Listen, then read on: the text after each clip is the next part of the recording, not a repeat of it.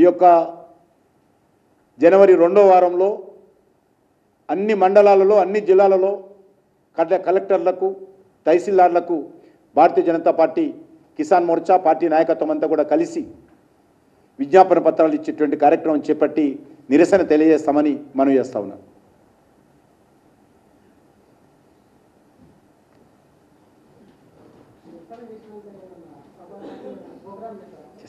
నీ సలహా ఇచ్చిన తీసుకున్నాను. నువ్వు పత్రిక ఇది ప్రెస్ కాన్ఫరెన్స్ అమ్మా, నువ్వు ప్రెస్ రిపోర్టరా?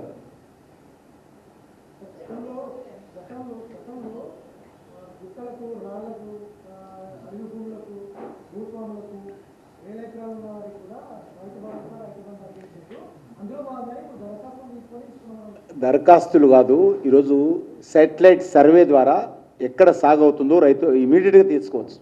దానికి దరఖాస్తులు అవసరం లేదు. ఓఎస్ఎస్ ఫర్టిలిటీలో ఇక్కడ ప్రతి అడుగులో ఎక్స్పీరియన్స్ డాక్టర్స్ ఉంటారు. In the good hands of science. Mummy daddy అవ్వాలంటే ఓఎస్ఎస్ కి కాల్ చేయండి.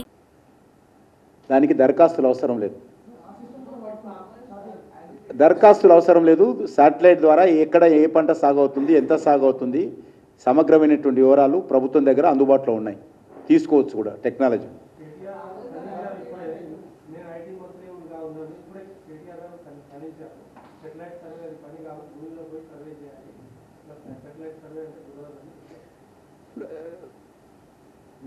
ड्रोन सर्वे కూడా చేయొచ్చు. वही मैं बता रहा हूँ ना, जरूरत ही नहीं है, एप्लीकेशन का जरूरत नहीं है. ये चीटिंग करने के लिए ये इसको इस स्कीम को खत्म करने के लिए प्रयास कर रहे हैं.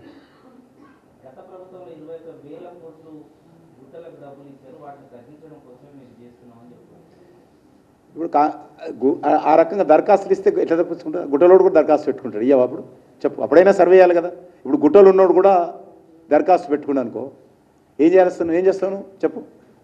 నేను అడుగుతా ఉన్నాను ముఖ్యమంత్రి గారిని, లేకపోతే చెప్పినట్టుండి ఆయన ఎవరైతే చెప్పిండో నీకు, ఆయన అడుగుతున్నాను. ఇప్పుడు గుట్టలోడు కూడా నేను నాకు ఇవ్వాలి డబ్బులని దరఖాస్తు పెట్టుకు, ఏం చేస్తావు? సర్వే. అప్పుడైనా సర్వే, ఇప్పుడైనా సర్వే, మొత్తం సర్వే. Just time pass. 3 పంటలు అయిపోయినాయి, ఇంతవరకు రైతు భరోసా లేదు. ఈరోజు ప్రజలకు భరోసా లేదు, కాంగ్రెస్ పార్టీ మీద భరోసా లేదు.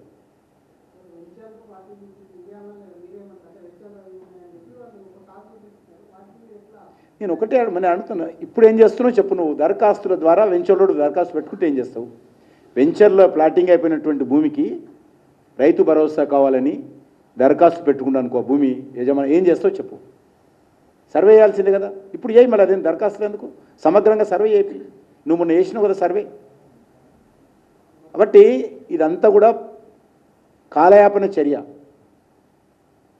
ఈ యొక్క పథకాన్ని నీరుగార్చే చర్య. మీరు ఎట్లా వాళ్ళు చెప్పాలి, ఎట్లా చేస్తారు? నా దగ్గర ఉన్న వివరాలు ఉన్నాయని చెప్తున్నాను నేను. కేంద్ర ప్రభుత్వం దగ్గర ఉన్నాయి, రాష్ట్ర ప్రభుత్వం దగ్గర ఉన్నాయి, అన్ని రెవెన్యూ ఆఫీసుల దగ్గర ఉన్నాయి, మండల ఆఫీసుల దగ్గర ఉన్నాయి, అగ్రికల్చర్ ఆఫీసర్ దగ్గర సర్వేలు ఉన్నాయి.